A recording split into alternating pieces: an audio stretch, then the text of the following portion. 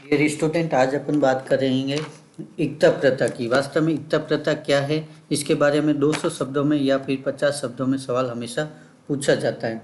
इक्ता वास्तव में एक अरबी शब्द है, जो अरब से आया हुआ था। सियासतनामा में निज़ाम उल मुल्क तुसी जो व्यक्ति थे, जो इतिहासकार थे, वो लिखते हैं कि वास्तव में इक्ता प्रथा सेवा के बदले राजस्व के हस्तांतरण का अधिकार, यानी जो सेवा कर रहा है उसके बदले में राजस्व वसूल करने का अधिकार मिलना इक्ता प्रथा है या इक्ता है। ये अरबी शब्द है। इस इक्ता प्रथा का सर्वप्रथम उद्देश्य क्या था, क्यों इसको लाया गया? उद्देश्य वास्तव में तुर्क जब आए थे हिंदुस्तान की सल्तनत पर, जो शासन करे थे, वह वास्तव में विदेशी थे, अल्पसंख्यक थे, यहाँ की स्थानीय जन समस्या अलग थी। उन सब से निपटने के लिए साथ में लंबे समय तक और सुदूर क्षेत्रों में नियंत्रण के लिए उन्होंने एक नवीन सम्मिश्रण प्रणाली अपनाई, जिसे इक्ता प्रथा कहते हैं, जिसको इल्तुतमिश ने भारत में वास्तविक रूप से शुरू किया। इक्ता प्रथा दो प्रकार की थी, एक तो बड़ी इक्ता है, एक छोटी इक्ता है। बड़ी बड़ी इक्ताओं में जिनका जो अधिकारी उसको मुक्ता या वली कहा जाता है, उसको प्रशासनिक के साथ में राजस्व अधिकार के अधिक वसूल करने के अधिकार थे। वहीं दूसरी तरफ देखें तो छोटी इक्ता थे, वहाँ उसके अधिकारी को इक्तादार कहा जाता है और उसे केवल राजस्व वसूल करने का ही अधिकार थे। भौगोलिक दृष्टि से देखें तो इक्ता प्रथा जो छोटी छोटी इक्ताएँ थी वो दिल्ली के आसपास वाले क्षेत्र में थे, जहाँ के अधिकारी का 5 से 6 वर्ष के मध्य स्थानांतरण होता था। वहीं दूर दराज की इक्ताएँ बड़ी बड़ी इक्ताएँ होती थी और रियासत जैसे बड़ी इक्ताएँ होती थी, और उनमें जो अधिकारी का स्थानांतरण था वो 3 से 2 वर्ष के मध्य होता था।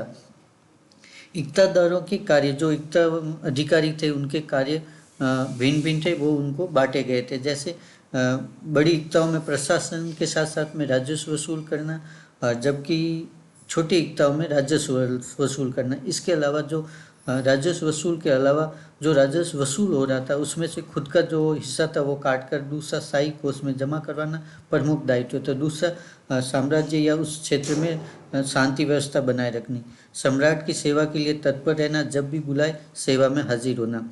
तीसरा महत्वपूर्ण था सैनिकों की व्यवस्था करना, सम्राट के लिए और खुद के लिए। आंतरिक व्यवस्था बनाए रखना, विद्रोह को शांत करना, बाह्य आक्रमण के लिए सहयोग करना या बाह्य आक्रमण के लिए सम्राट का सहयोग करके उसको हराने की कोशिश करना। अन्य जितने भी कार्य सम्राट के द्वारा दिए जाए या सल्तनत के जो हित में हो वो कार्य सभी करने पड़ते थे। इसका लाभ क्या हुआ? इक्ता प्रथा का जो लाभ अपन को देखने को मिलता है कि सर्वप्रथम ये स्थानीय स्तर पर प्रशासन मिल गया, क्योंकि केंद्र जो उस समय की तत्कालीन परिस्थिति, यातायात के साधन, ये इन सबको देखते हुए देखें तो स्थानीय स्तर पर तुरंत कोई भी प्रभाव केंद्र का नहीं पड़ सकता था। इसलिए स्थानीय स्तर पर व्यक्तियों को नियुक्त करना मजबूरी थी और इसमें वो सफलता हुई। दूर क्षेत्र थे वहाँ पर नियंत्रण स्थापित करना बिना केंद्र के राजस्व व्यय के, ये प्रणाली उन्होंने अपनाई, क्योंकि उस समय उनके पास न तो अधिक धन और समय था कि वो इतने दूर क्षेत्र में केंद्र से पूर्ण रूप से व्यवस्था स्थापित करे। इसलिए इन्होंने स्थानीय योग्य व्यक्तियों के लिए और उनका योग्यतम उपयोग करते हुए स्थानीय स्तर पर केंद्रीय व्यवस्था को लागू करने की कोशिश की। इसमें वो पूर्ण रूप से सफल भी हुए।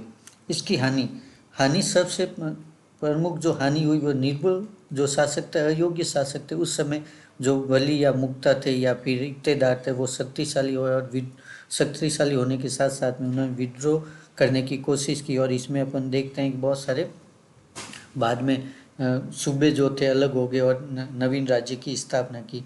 फिर भी देखें तो अंतिम रूप से इसमें सल्तनत को फायदा ही हुआ।